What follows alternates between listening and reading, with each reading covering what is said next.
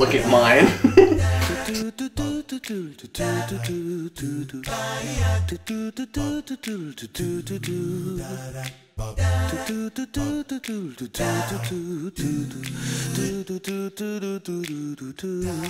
Hello everyone, I'm Captain Logan. And I'm Tim Lyons. And today we're going to tell you how we felt about Birdman! I'm sorry, I couldn't quite sell it like that with you, man. Let me try it this way. Birdman! Yeah, that's pretty good. Yeah. See, I need some echo, I need some reverb, is what I need. Yeah. So we have completely falsely advertised this movie because it has nothing to do with that Birdman. That's true. Well, somewhat, in a way. Really? Okay. It's sort of, that's a background character, basically. Well, no, I know. I'm just saying it has nothing to do with the, like, Harvey Birdman. Oh, right, yeah. That's all. Not that one. Not that one. Not that one. Exactly. It has nothing to do with Birdman. No, nothing to do, just Birdman. Tim! Would you mind telling us a little bit about Birdman? See, he told me before we shot this that I was in charge of the plot synopsis. That's right. Let me think of it this way. Okay, so basically we follow Michael Keaton. I'm not going to say Michael Keaton's character. Michael Keaton, as he attempts to reinvigorate his career and, you know, basically fights feeling a little bit left out of today's society. Yeah. After being a really successful superhero character. Mm-hmm. And he feels kind of washed out. Yeah. And he's trying to put on a play on Broadway and trying to find some kind of meaning. Yeah, regain his relevance you know, for his career and whatnot. Yeah, really trying to be an artist for a change. And so he enlists some interesting people to help do that. But we'll discuss that more, I'm sure. Yeah. Tim, before we have you flip your sign, I want to start off by saying that this is one of the oddest movies I've seen in a while. Absolutely. As soon as I heard the score in the trailer, I knew it was going to be that kind of movie, though. Yeah, absolutely. You know, so the score definitely gives away the tone of the movie. Yeah, but it's still kind of it's still a little bit of a big surprise to me because it's so much about pretentiousness that it's really interesting how much of like an artsy-fartsy movie it is, because I can't decide if it is that kind of movie or if it's making fun of those kinds of movies. And I think that's really interesting. Like it's almost just on the cusp to where if it went like 20% further with it, then we'd know for sure. Yeah, exactly. And it's not going that far because it wants to drive me mad. This is a literary analysis nightmare. Tim, tell us what you thought about Birdman. Well, I thought that the film student in me... Do you have a sign? Yeah, I have a sign. Okay, cool. The film student in me thought it was just interesting and not the weirdest thing I've seen. Because I've seen David Lynch movies. I don't think it's the weirdest thing I've seen either, but it's pretty out there. But still, it was surreal enough that it just made me feel groovy, man. Because I felt like I was on drugs, especially during the third act. Especially during and the last what 15 minutes. Oh yeah, totally. Not to give anything away, but it gets more bizarre, more bizarre. But that section had some of the most like surprising and interesting imagery, like just stuff that I did not expect them to go to, and especially and it wasn't like completely random and meant nothing. Yeah. Because a lot of the criticism, or not even criticism, but just commentary, because I can't decide where it's falling on certain things, but a lot of like the commentary about the like pop culture and least common denominator movies and action movies and stuff like that comes from that stuff. Right. And yeah, even beyond that, I mean, really just having that level of delusion in a character to where it's, you know, it's almost like on par with the last part of American Psycho in a way, to where, you know, even though you're observing the character, at the same time you're sort of wrapped up in their mindset, and you know, there's these fantastical things happening that you know aren't happening, you know. Well, or you can't be sure. I mean, a lot of the time you're not 100% sure that whether what you're seeing is really happening. At least the way that I read it more as like the, you know, akin to Patrick Bateman, you know, blowing up cars by shooting with a pistol, kind of fantastical. What just happened? You know, hey, this is like a movie you know, he's obviously crazy in the head kind of thing. You know? Yeah, but I wasn't sure until a certain point, and then when I got to the end of the movie, I was really not sure, because it's one of the most ambiguous endings I've seen in a while, and I have no idea what I'm looking at when I get to that last scene, but... The last shot may as well be like the last shot in Total Recall. Yeah. You know, it's a total mind freak kind of thing. And I don't know. We'll talk about whether or not some of this movie actually means anything or whether it wants to, because that's all really interesting. But anyway, so favorite thing, least favorite thing. My favorite thing was that it was actually like one continuous shot, basically, or at least it cheats itself to look like one continuous shot. It's really cool, and that's super cool. I really enjoy that. The film nerd in me is happy. There's a couple places where you can kind of tell where the edits were, and I knew that this was the case going in, so I was sort of looking for it anyway. And see, I didn't know that, and in fact, it took me about 15 minutes to even figure out that's what they were doing. And then the first thing that came to my mind when I figured it out was, if Joss Whedon has seen this film, this is Joss Whedon's wet dream. Oh man, it's just the level of preparation that goes into something like that. I mean, yeah, sure, you can do retakes and whatnot, but at the very least you've got 12 or 15 minute stretches of film that are tape at this point, but you get the idea. Yeah. That are just, you know, planned down to the finest details, and all the extras are in their places, and that's a lot of work to undertake. I mean, the crew deserves some kudos for that. Well, I also think that the organization of the whole thing, because you almost have to edit the movie before you've made it.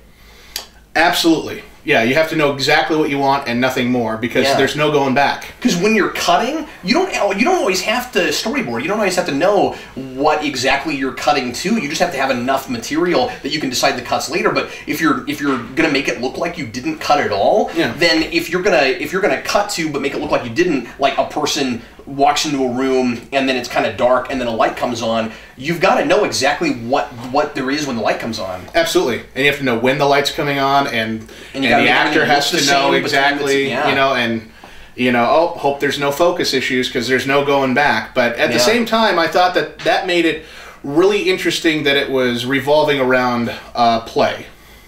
Yeah, that's live performance, because I had the same thing, because it basically was. It helped you get that idea that it was live performance, and also really added to it. The kind, well, and I want to see some kind of stage adaptation of this movie. I don't know if it's possible. But I would figure it could be. Yeah. You know, it has to be, because it's so play inside of a play, but yeah. Yeah, I mean, it's that would be kind of meta in a way. It's super meta, yeah. You know, but I'm sure that it could be planned down, because ultimately, the set pieces for this film, it's all contained within basically a building and the sidewalk outside. Yeah, that's right. Effectively. One of the things that's incredibly ambitious about doing it as one continuous shot is that it's not in real time. Time passes between scenes. Yeah. And I can't say I've ever seen that. Yeah. Where, like, time is this movie takes place over a period of several days. Absolutely. That's amazing. I mean, so yeah, that's really impressive. And it seems completely natural, too. I mean, there's nothing unnatural about the time passing, or at least that's the least unnatural thing about the movie. This is going to be interesting. What is the thing you were most unsure about? The thing that I was most unsure about was, that they kind of went full bore from the very beginning with the whole delusions and grandeur sort of angle. I can understand why that is with the character, and so that doesn't bother me too much. It's just until I really got it, like, up until about halfway through the movie, I was really questioning that choice. Okay. But then I got it. I mean, it clicked. It's fine. Beyond that, everything else seems to make a fair amount of sense within the world that they've created there. And like I said, the positives certainly outweigh any negatives I can think of anyway. So, go ahead and flip your sign. You're feeling a sign. Oh yes. I am indeed feeling it, but I'm also a film nerd of sorts. So if you like conventional movies, this ain't for you. Then you'll probably be more like this. But I'm like this. I'm cool with this. This is great. But I think even for people that really like conventional movies, I think for a lot of people there will be no denying how just incredibly interesting an experience this is. Absolutely. I mean, even if you don't like it, this seems like, and some people might just straight up not like it and not like watching it, but like I imagine that for a lot of folks, because I had this, there was a lot of, I don't know if I'm enjoying this. No, I think I did, but there was a lot of I can't decide how I feel about this through a lot of it, but like I certainly was interested in Michael Keaton's character, and like there was enough to kind of ground me that that even when things got really surreal, I still like cared about what was going on. Yeah. But like it's an experimental movie, and it knows it's an experimental movie, and I don't think it's as pretentious as it's pretending to be. I think that's really interesting. That's true, and yet at the end of it, you almost feel like you've achieved some sort of like you should have some sort of academic award for having watched it. Yeah, you know, it's like you feel like you've been to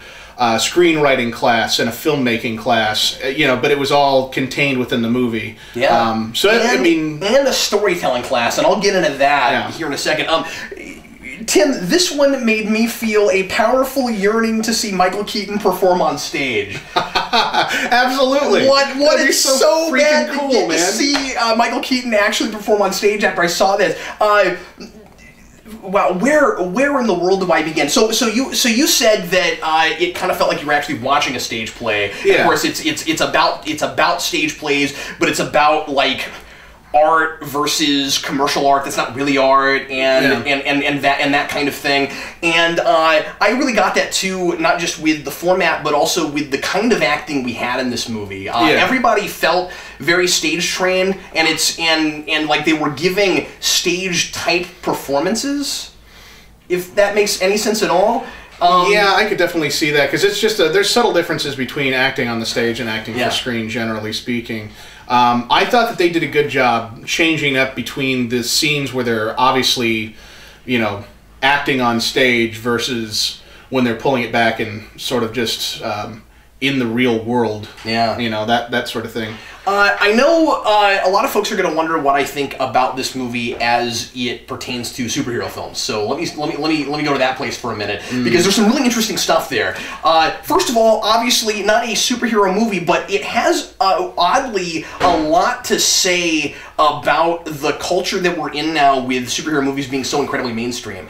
And Michael Keaton is the only person that can play this role, for lots of reasons. First of all, it is the most Michael Keaton I've ever seen Michael Keaton. Yes. He is insane. There is a 3-minute long scene where he does nothing but destroy an entire room. And it's amazing. Yeah. And it's not the only time he does things like that. The methods in which he destroys the room are really interesting. Also really interesting too. We should mention that there is a pseudo-supernatural component to this movie, but it's one of those things where it might be in the protagonist's head, it might not be. Yeah, you don't know through a lot of it. That's the whole Patrick Bateman thing that I was talking about, where he has, you know, sort of fantastical powers, and he's done these things that make him, you know, super special, but nobody can know. You know? And so he can feel self-important, basically, even though he's a washed-up superhero actor that burned out basically in the 80s. You know, and it's I don't know. Like, again, I think that they meant it to be in his head, but it's kind of ambiguous. I mean, I think that it was meant to be in his head, though. Yeah. You know, because he seemed to get over it more later. I'm not going to spoil it, but we don't want to spoil it. Yeah, he seemed to get over it more later after certain events took place. The other reason that Michael Keaton, of course, is the only person who can play this role is that this is about Batman. Oh yeah. It's all the way down to now in this. This character plays Birdman 3 times. Of course, Batman played Batman. Michael Keaton played Batman twice. But it's interesting that it mentions that the last time he played the role was '92, and that was Batman Forever. Batman Forever. I'm sorry, Batman Returns. Batman Returns was also '92. Yeah, I thought it was cool that was in Batman there. Forever. There's some. I didn't mean to say that. Anyway, but there are later. Anyway, catch up. So, Sorry. But, like, there are some neat kind of Easter eggs here and there, and not just Easter eggs, but grounding this a little bit more in reality, because Michael Keaton, I wonder how much the real Michael Keaton feels like this character. I wonder if there's not at least 10-20% of that in the real man, because, first of all, he just came so much alive in this role. He obviously really got this material, and like I said, because it's kind of a fun meta thing, he's the guy to play this role. But I mean, like, yeah, you know, he played Batman and did some other things after that. But and it's not even so much that Michael Keaton is washed out. It's that, and this was a thing that's touched on, but I think it's very important. It's that he did it, and then now there's all these people that are making huge major A-list careers off of it. Yeah. And you wouldn't have Robert Downey if you didn't have Michael Keaton. And it's really interesting that they use real people's names and real movies' names. We've got this really weird, surreal thing later on with, like, this stage thing with, like, a guy dressed up as Spider-Man fighting a guy dressed up as a Transformer. And there's a lot of stuff about, and I like that it never comes totally down one way or the other. There's a lot of stuff about, like, whether or not these kinds of big budget action movies, and we're going to superheroes because that's the big thing right now. Absolutely. Whether or not, I mean, I would never have thought 6 years ago when I started Superhero Rewind that I would see this movie. I mean, it's really interesting, and a lot of stuff about like whether or not those things are art, or if they really are the least common denominator. This movie is all about obsession, and something that I think is really interesting about it is that it plays with who's, why can't I remember his name? The other guy, Edward Norton. Yeah, Edward Norton. Yeah. With Edward Norton's character, you kind of get the sense that trying to find relevance ends up ultimately with Michael Keaton's character compared to Edward Norton's character, who is obsessed with being a stage actor and can only can find the real on stage. Yeah, that's all really interesting. But anyway, I get in an extreme manner. In a really extreme manner. Yeah. By the way, this is an incredibly explicit film. We should throw that out there. But with comparing those two things, I really get the sense that there's kind of this thing about how trying to force yourself to be relevant somehow and trying to find art when there may be none is just as bad as trying to just be popular. Like, both of those things are superficial. That's true. Yeah. And I also really, I thought that it almost hit us over the head with the motivations on as far as the characters are concerned. Kind of. But again, it's that kind of movie because, I don't know. The thing is, it's commenting so much about the thing that it is that I feel like when it does that stuff, it's doing it on purpose. You mentioned let me say this real quick. You mentioned the score. You mentioned the bongo drums. When you have a movie that all the way through sounds like beatnik poetry. Like that it has that kind of score. Yeah. That score that tells me that it is kind of like making fun of that almost to the degree of saying, we're going to throw you all kinds of really interesting things that you won't be able to help but think about, but at the end of the day, you're going to read into this movie way too much. Well, and I think they're enjoying that. Because you're seeing it from again, just the one camera perspective the entire time, and because the drummer, for the drum score, the actual drummer shows up on screen occasionally. Yeah. And that's surreal because it doesn't always make any sense. Right. It's almost as, and it's typically in times when Michael Keaton is, when he's sort of going off the deep end a little bit, that's when the guy shows up, and it's almost like, okay, well, there's one more reason why some of the supernatural elements, sort of that seems like it would be in his head, that sort of thing. And it's almost like that's part of him assigning himself artistic relevance or, relevance in this world above and beyond just being that superhero character. So he's not really washed up. Whereas Edward Norton's character, the entire time he's trying to pretend that he doesn't want to be popular, but then he gets super irked when people start recognizing Michael Keaton's character. Yeah, that's right. That sort of thing. So it's like he doesn't want to pretend that he wants that level of fame or recognition. He wants to be the artistic one, and he wants to be smarmy and, hey, I'm going to go up to the critic and say, I've never given you a bad performance. As soon as I give you a bad performance, you can give me a bad review, that sort of thing.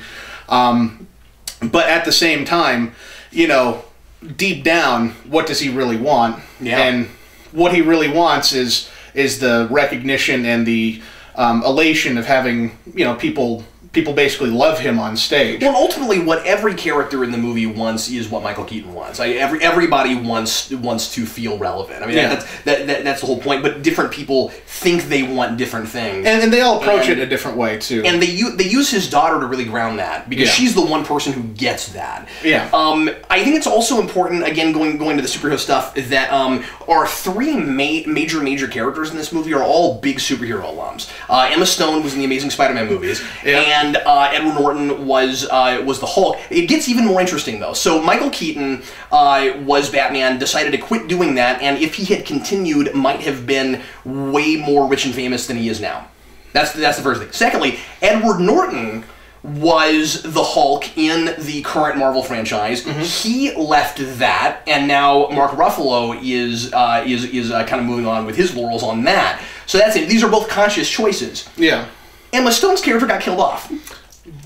I suppose, yeah, in a way that's kind of par for the course given her character. Yeah. You know, we knew that was going to happen. But I just think it's really interesting. Like I wonder how much thought was put into, we want to go after superhero alums that aren't in the superhero game anymore. Right, yeah, and sort of, you know, have the, yeah, I see where you're going with that, because Emma Stone's character, you know, in her position, she doesn't feel like she has any control. Yeah. So, right? That's a really good point you're making. Yeah. So anyway, God, there's so much stuff in this. And then you know I was talking about how like trying to be important and trying to have fame and trying to be like the be all end all to art are like all kind of made to be really superficial and somewhat vilified in this. And then the lowest common denominator is being a critic.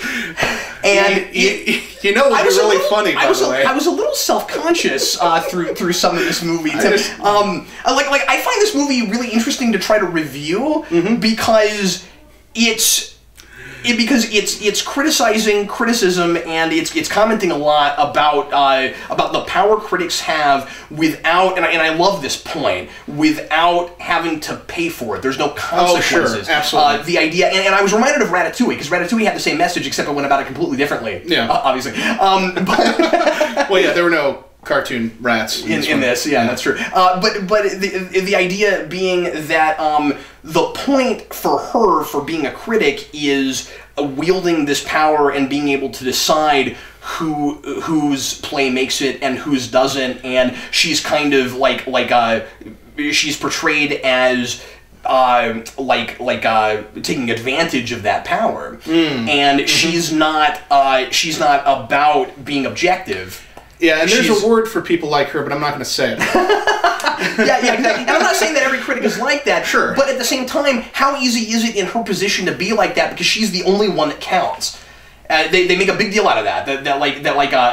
She's with the Times, and her reviews, they make or break plays. They're the only ones that count. Yeah. And she hasn't earned that power because she didn't have to take the kinds of risks that actors have to take whenever they go on stage in front of a bunch of people. Yeah, and that's part of the reason that Edward Norton's character was, you know, entirely smarmy. He was full of smarm. Yeah. You know, because he was getting consistently good reviews from her, basically, you know.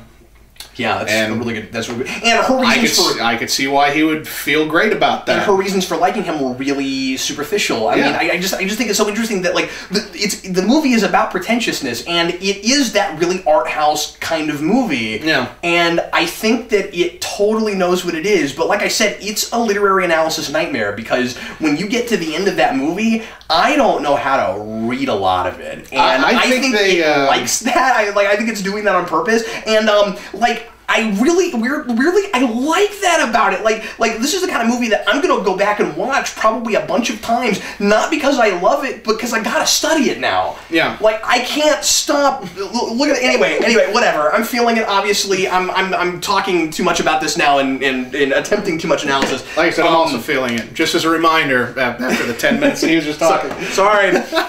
Anyway, but yeah, I don't want this to get too terribly long because this is basically just that's how we felt about it. And anyway, like I said, this is not going to be for everybody. No, not in any way, shape, or form. I think they wrote this movie just to troll you because of Superhero Rewind. I think they did. Yeah, I'm flattered. I think that it was a fan of Superhero Rewind that wanted to be relevant, and so they decided to write this movie, and then they sent it off, and it somehow got made.